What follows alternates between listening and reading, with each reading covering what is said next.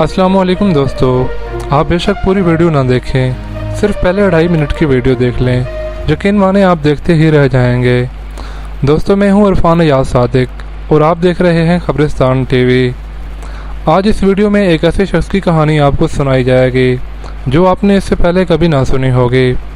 अगर इस शख्स के बारे कुछ सुना भी होगा तो बहुत मुख्तसर सुना होगा, क्योंकि मुझे ये मालूमात एक कदीम किताब के मुताला से मिली है। अगर आप ये समझते हैं कि कदीम दौर के इंसान साइंस और टेक्नोलॉजी से वाकिफ़ नहीं थे या उनकी ज़िंदगी बहुत सादा थी, तो आप बिल्कुल गलत समझते हैं, क्योंकि आज का तरक्की याफ्ता इंसान सिर्फ चांद और मरीख पे जाने की बातें कर सकता है। आप उस शख्स के बारे क्या कहेंगे जिसने आज से 1300 साल पहले अपने हाथों से रोशन चांद बनाया था।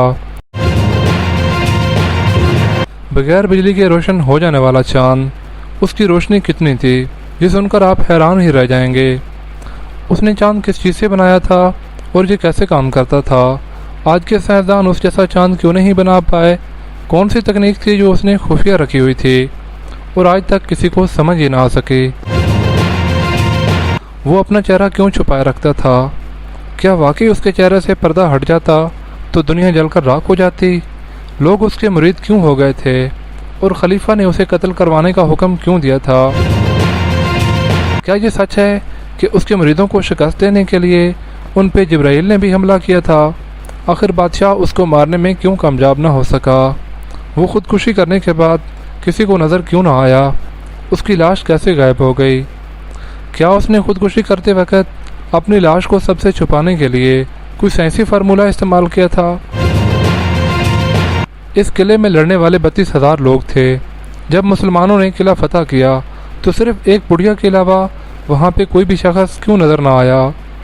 वो सब लोग और उनके जानवर मरने से पहले गायब क्यों हो गए थे। इन तमाम सवालों के जवाबात आपको इस वीडियो में मिलने वाले हैं। आप तसल्ली के साथ जमकर आखिर तक पूरी वीडियो देखें। वीडियो शुरू करने से पहले आप सबसे दरख्वास्त है हमारा चैनल लाजमी सब्सक्राइब करें, पसंद आने पर वीडियो लाइक करें और बेल आइकन दबा दें ताकि ऐसी दिलचस्प वीडियो आपको मिलती रहें। हकीम मुकन्ना खरासानी के नाम में इख्तलाफ है। इनने अतः लिखा है और बाज़ ने हशाम या हाशिम बताया है। हकीम के लक़ब से मशहूर था। ये मर्रों के पास एक गांव में जिसको काज़ा कैमन दात कहते थे, एक गरीब धोबी के घर पैदा हुआ। इसकी पैदाइश के वक़्त किसी को क्या खबर थी कि एक दिन यही गरीब धोबी का लड़का तारीख़ आलम के सफ़हात पर शोहरत दवाम हासिल करेगा। नहायत तबाह और ज़हीन था। अपना आबाई पेशा छोड़कर इल्म फ़ज़ल की तरफ मुतवज्जो हुआ। अपनी तमाम बेसर सामानियों के बावजूद इसने अलूम व नज़रिया में वो दर्जा हासिल किया कि नवाहे खरासान में कोई इसकी हमसरी का दावा नहीं कर सकता था।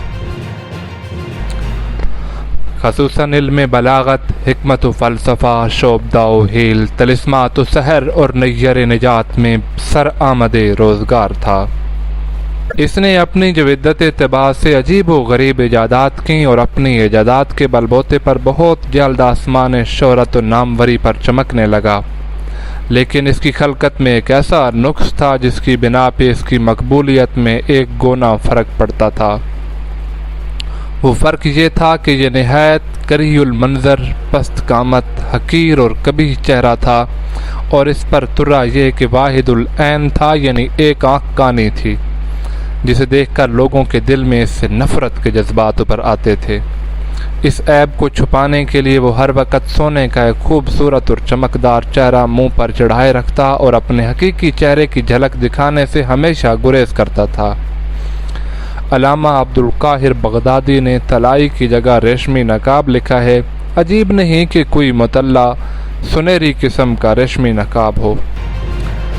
बहरहाल इस तरतीब से उसने लोगों की कद्दूरत को वारिफ्तगी से बदल दिया और इसी नकाब की वजह से लोगों में मकन्ना यानी नकाब पोश मशहूर हो गया। चेहरा छुपाए रखने की असल बिना तो यही थी, लेकिन जब कभी कोई शख्स इससे नकाब पोशी की वजह दरियाफ्त करता तो कह देता कि मैंने अपनी शक्ल और सूरत इसलिए तब्दील कर रखी है कि लोग मेरी सूरत महरे नीम रोज़ की ताब ना ला सकेंगे, और अगर मैं अपना चेहरा खोल दूं तो मेरा नूर दुनिया व माफीहा को जलाकर खाकिस्तर कर देगा।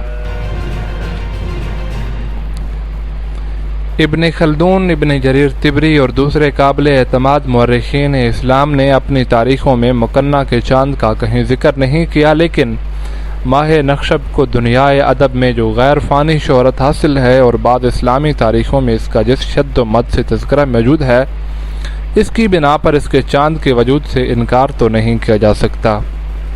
کہتے ہیں کہ اس نے سمرقند کے قریب علاقہ نخشب کرشی میں کوہ سیام کے پیچھے ایک کنویں کے اندر یہ چاند سیماب پارا اور دوسرے کیمیائی اجزاء سے تیار کیا تھا۔ یہ چاند غروب آفتاب کے بعد پہاڑوں کی عقب سے طلوع ہو کر آسمان پر روشن ہوتا اور صبح صادق سے پہلے غروب ہو جاتا۔ چاندنی راتوں میں دو چاند ایک دوسرے کے مقابل آسمان پر ضیاء فگن رہتے۔ بعض مورخین نے لکھا ہے کہ اس کی روشنی 15 میل تک پہنچتی تھی اور بقول بعض وہ 1 مہینے کی مسافت سے نظر آتا تھا۔ یہ چاند 2 مہینے تک طلوع و غروب ہوتا رہا۔ لوگ اکناف و اطراف ملک سے اس کو دیکھنے کو آتے تھے اور دیکھ کر ان کی حیرت کی کوئی انتہا نہ رہتی تھی۔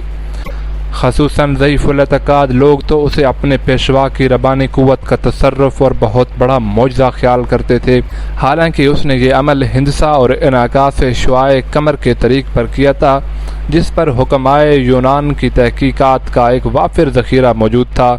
چنانچہ مکنہ کی ہلاکت کے بعد لوگوں نے اس کنویں کی تہہ میں ایک بڑا سا ظرف پارے سے بھرا ہوا پایا۔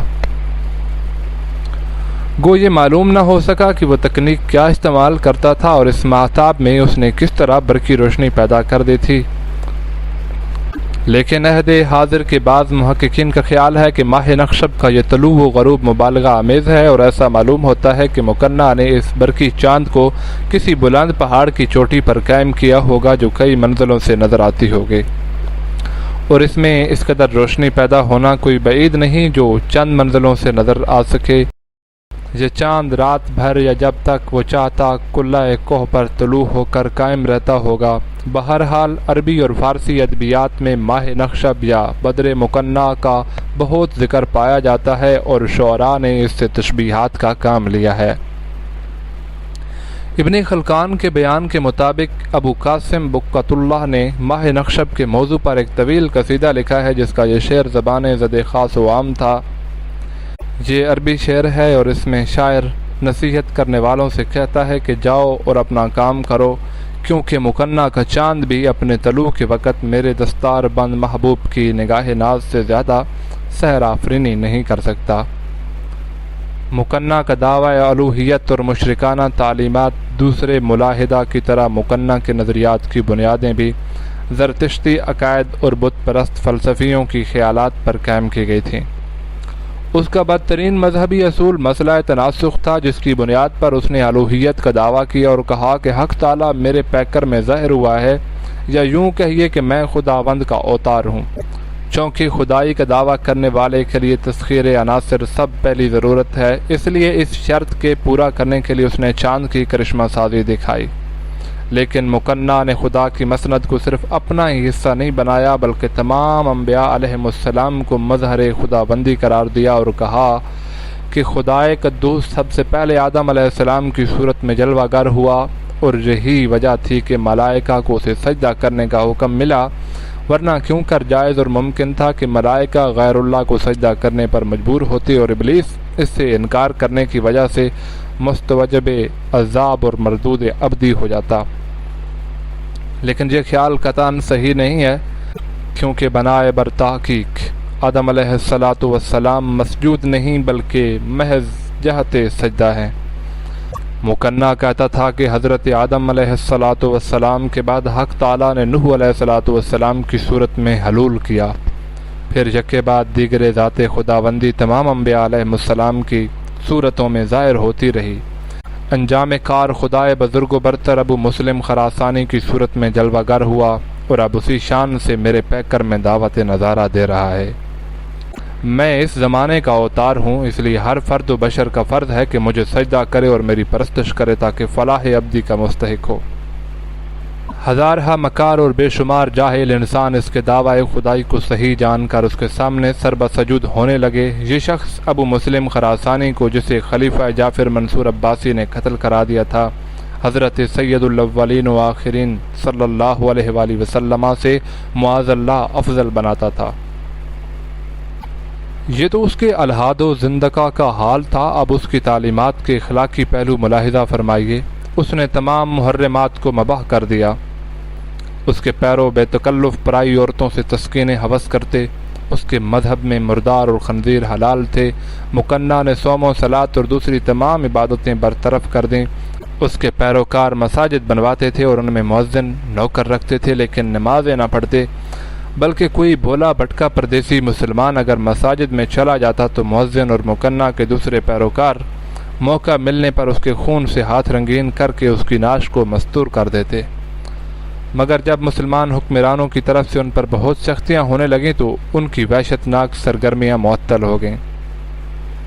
جب مکنہ کا حلقہ مریدین بہت وسیع ہو گیا تو اس نے سیاسی اقتدار حاصل کرنے کی تدبیریں شروع کیں۔ چنانچہ اس غرض کے لیے اس نے 2 زبردست قلعے تیار کروائے، ایک کا نام وسیق اور دوسرے کا سیام تھا جو ایک پہاڑ کی چوٹی پر تھے۔ قلعہ سیام مضبوطی میں اپنا جواب نہیں رکھتا تھا، اس کی فصیل کا اندازہ اس سے ہو سکتا ہے کہ 100 سے زیادہ بڑی اینٹیں جو اس زمانے میں قلعوں کی تعمیر کے لیے تیار کی جاتی تھیں دیوار کے چوڑائی میں لگائی گئی تھیں۔ اس کے علاوہ قلعہ کے ارد گرد ایک بے حد گہری اور چوڑی خندق تھی، اور قلعہ کی قوت مدافعت کا یہ عالم تھا کہ اس میں کئی سال کا سامان رسد اور اسلحہ جنگ کا بہت بڑا ذخیرہ ہر وقت مہیا رہتا تھا۔ مکنہ نے اور بھی بہت سے چھوٹے چھوٹے قلعے تعمیر کرائے اور ان میں مضبوطی سے قدم جما لیے اور نہایت بے باکی سے خراسان کے مختلف علاقوں میں مسلمانوں کے خلاف دھما چوکڑی مچا دی۔ اسی اثناء میں بخارا اور سنعد میں باغیوں اور دوسرے شوریدہ سروں کی ایک جماعت پیدا ہو چکی تھی جن کو حیضہ کہتے تھے۔ گو ان لوگوں کو مکنہ کی من گھڑت خدائی سے تو کوئی سروکار نہ تھا، لیکن اپنے سیاسی مصالحے کا خیال کر کے مکنہ کے ساتھ ہو گئے تھے۔ علاوہ ازیں ترکوں سے بھی مکنہ کو بڑی تقویت پہنچی جو اس وقت تک دائرہ اسلام میں داخل نہیں ہوئے تھے، بلکہ اسلام کے بدترین دشمن تھے اور اکثر اوقات خلافت اسلامیہ کے سرحدی علاقوں میں طاقت و تاراج کر کے بھاگ جایا کرتے تھے۔ اب مکنہ اور اس کی اتحادی جماعتوں کا یہ معمول ہو گیا کہ جہاں موقع پایا مسلمانوں پر حملہ کر کے قتل و غارت کا میدان گرم کیا اور رفع و چکر ہو گئے۔ افواج اسلامی سے جنگیں۔ خلیفہ مہدی نے ابو نعمان، جنید اور لیث بن نصر کو فوج دے کر پیروان مکنہ کے مقابلے پر بھیجا، لیکن اسلامی لشکر نے ہزیمت اٹھائی۔ لیث کا بھائی محمد بن نصر اور اس کا برادر زادہ حسان اس مارکے میں کام آئے۔ جب خلیفہ کو اس ناکامی کا علم ہوا تو اس نے جبریل بن جاہیہ کو کمک دے کر روانہ کیا اور باغیان بخارا اور سند کے مقابلے میں اس کے بھائی یزید بن جاہیہ کو مامور فرمایا۔ 4 مہینے تک بخارا کے بعض قلعوں پر لڑائی ہوتی رہی، بالآخر عساکر خلافت فتح یاب ہوئیں اور بنو کے شمشیر اس قلعہ پر قبضہ ہو گیا۔ مکنہ کے 700 پیرو نہنگ و شمشیر کا لقمہ بن گئے۔ ہزیمت خوردہ لوگوں میں سے جو زندہ بچے وہ بھاگ کر قلعہ سیام میں چلے گئے جہاں خود مکنہ موجود تھا، مگر امیر المجاہدین حضرت جبریل نے بھی جان نہ چھوڑی، ان بھگوڑوں کا تعاقب کرتا رہا اور مارتا کاٹتا قلعہ سیام پر بجلی کی طرح جا کھڑکا اور اس وقت تک ان کا پیچھا نہ چھوڑا جب تک وہ قلعہ میں جا نہ پہنچے۔ اب خلیفہ نے ابو اون نام کے ایک سپاہ سالار کو مکنہ کی سرکوبی کے لیے روانہ کیا، مگر جب اس نے زیادہ مستعدی اور اولوالعزمی کا ثبوت نہ دیا تو معاذ بن مسلم کو 70,000 فوج اور چند آزمودہ کار سپاہ سالاروں کے ساتھ مقابلے کے لیے روانہ کیا۔ معاذ بن مسلم کے مقدمات الجیش کا افسر اعلیٰ سعید بن عمر مریشی تھا۔ اتنے میں ایک اور مسلمان سپاہ سالار عقبہ بن مسلم بھی ایک بڑی جمعیت کے ساتھ جیش اسلام میں شامل ہوا۔ ان دونوں نے اتفاق رائے سے توادیس کے مقام پر مکنہ کے لشکر پر حملہ کیا۔ مکنہ کی جمعیت پہلے ہی حملے میں ٹوٹ گئی اور اس کے ساتھی نہایت بے ترتیبی سے بھاگ نکلے اور سینکڑوں کھیت رہے۔ ہزیمت خوردہ فوج نے قلعہ سیام میں مکنہ کے پاس جا کر دم لیا۔ یہ دیکھ کر مکنہ نے فوراً قلعہ بندی کی اور تمام مورچوں کو مضبوط کیا۔ معاذ بن مسلم اور سعید بن عمر مریشی میں باہم سخت کشیدگی ہو گئی۔ سعید نے خلیفہ کے پاس معاذ کی شکایت لکھ بھیجی اور یہ بھی درخواست کی کہ اگر مجھے تنہا مکنہ سے مقابلے پر مامور فرمایا جائے تو میں اس کا کلا کما کر سکتا ہوں۔ خلیفہ مہدی نے اس کی درخواست منظور کر لی۔ چنانچہ سعید بن عمر مریشی بلا مشارکت غیر مکنہ کے مقابلے پر مستعد ہوا، لیکن معاذ نے بھی بے نفسی سے کام لیا اور اسلامی عزت و ناموس کا لحاظ کرتے ہوئے اپنے بیٹے کو سعید کی مدد پر بھیج دیا۔ سعید قریشی زمانہ دراز تک اس کوشش میں منہمک رہا کہ کسی طرح اسلامی لشکر خندق عبور کر کے فصیل قلعہ تک پہنچے، لیکن کوئی تدبیر کارگر نہ ہوئی۔ مساعی تسخیر میں متعدد سال گزر گئے، لیکن ہنوز روز اول تھا۔ اسی اثناء میں اسلامی لشکر کو بہت سا جانی و مالی نقصان برداشت کرنا پڑا، کیونکہ موسمی خرابیوں کے علاوہ سب سے بڑی پریشانی یہ تھی کہ مکنہ کے پیرو اسلامی لشکر کے جو کھلے میدان میں محاصرہ کیے پڑا تھا، بر وقت قلعہ سے تیر چلاتے اور سنگ باری کرتے رہتے تھے۔ لیکن وہیں ہجوم مشکلات سعید نے ہمت نہ ہاری اور اپنی جدوجہد کو نہایت اولو العزمی کے ساتھ جاری رکھا۔ اب اس نے لوہے اور لکڑی کے بہت لمبی لمبی سیڑھیاں بنوانے کا انتظام کیا تاکہ سیڑھیوں کو خندق کے دونوں سروں پر رکھ کر پار ہو جائیں، لیکن کامیابی نہ ہوئی کیونکہ خندق کی چوڑائی مسلمان انجینئروں کے اندازے سے زیادہ نکلی۔ اب سعید نے خلیفہ مہدی کو خط لکھا کہ 1000 جتن کیے لیکن قلعے تک رسائی نہیں ہو سکی، اب اس کے سوا کوئی چارہ کار نہیں کہ کسی طرح خندق کو پاٹ دیا جائے۔ ان دنوں ہندوستان میں صوبہ سندھ اور پنجاب کا زیریں حصہ خلافت بغداد کے زیر نگیں تھا۔ خلیفہ نے اپنے عامل سندھ کو لکھا کہ گائے، بیل اور بھینس کی جس قدر کھالیں فراہم ہو سکیں جلد ان کو بھجوانے کا انتظام کیا جائے۔ شاید اس زمانے میں اسلامی قلم رو میں بوریاں نہ ملتی ہوں گی، ورنہ ریت بھرنے کے لیے بوریاں کھالوں سے زیادہ کارآمد تھیں۔ فرمان خلافت کے بموجب ملتان سے گائے، بیل اور بھینس کی 10,000 کھالیں بھیج دی گئیں۔ سعید نے ان کھالوں میں ریت بھروا کر ان کو خندق میں ڈلوانا شروع کر دیا۔ نتیجہ یہ نکلا کہ کچھ عرصہ کے بعد خندق پٹ گئی اور محاصرین قلعہ کے پاس پہنچ گئے۔ اب حصار شکن آلات سے کام لیا جانے لگا اور اس کے ساتھ ہی قلعے پر حملے شروع کر دیے گئے۔ مکنہ کے پیرووں نے گھبرا کر مخفی طور پر امان طلب کی۔ سعید نے امان دے دی۔ چنانچہ 30,000 آدمی قلعے کا دروازہ کھول کر باہر نکل آئے۔ اب مکنہ کے پاس صرف 2,000 جنگجو باقی رہے۔ جب سعید نے محاصرہ میں زیادہ سختی کی تو مکنہ نے اپنی ہلاکت کا یقین کر کے اپنے اہل و عیال کو جمع کیا اور جام زہر پلا پلا کر سب کو نظر اجل کر دیا اور انجام کار خود بھی زہر کا پیالہ پی لیا۔ مرتے وقت اپنے عقیدت مندوں سے کہنے لگا کہ بعد از مرگ مجھے آگ میں جلا دینا تاکہ میری لاش دشمن کے ہاتھ نہ آ جائے، لیکن لشکر اسلام نے قلعے میں داخل ہو کر مکنہ کا سر کاٹ لیا اور خلیفہ کے پاس حلب بھجوا دیا۔ اور بعض کہتے ہیں کہ قلعہ میں جس قدر چوپائے اور مال و اسباب تھا اس نے اسے جلانے کا حکم دیا، پھر ساتھیوں سے کہا کہ جس شخص کو اس بات کی خواہش ہو کہ میرے ساتھ خلد بری میں پہنچ جائے وہ اس آگ میں میرے ساتھ کود پڑے۔ سب خوش اعتقادوں نے حکم کی تعمیل کی اور آگ میں کود کے خاک و سیاہ ہو گئے۔ جب لشکر اسلام قلعے میں داخل ہوا تو کسی انسان یا چارپایا کا نام و نشان نہ پایا۔ یہ واقعہ 163 ہجری کا ہے۔ اس کے اکثر پیروکار جو باہر اطراف ملک میں زندہ رہ گئے اس کی تباہی اور معدوم ہو جانے سے اور زیادہ فتنے میں پڑ گئے اور یہ اعتقاد کر بیٹھے کہ مکنہ آسمانوں پر چلا گیا ہے۔ ماوراء النہر میں مکنہ کے پیرووں کو بیضہ کہتے ہیں۔ امید نہیں آج تک ان کا کوئی اثر باقی ہو۔ کتاب سوائق محرکہ میں مکنہ کی ہلاکت کی ایک دل آویز حکایت لکھی ہے۔ اس میں مذکور ہے کہ جب مکنہ محاصرے سے تنگ آ گیا تو بہت سی آگ جلائی اور اپنے ساتھیوں کو خوب شراب پلا دی۔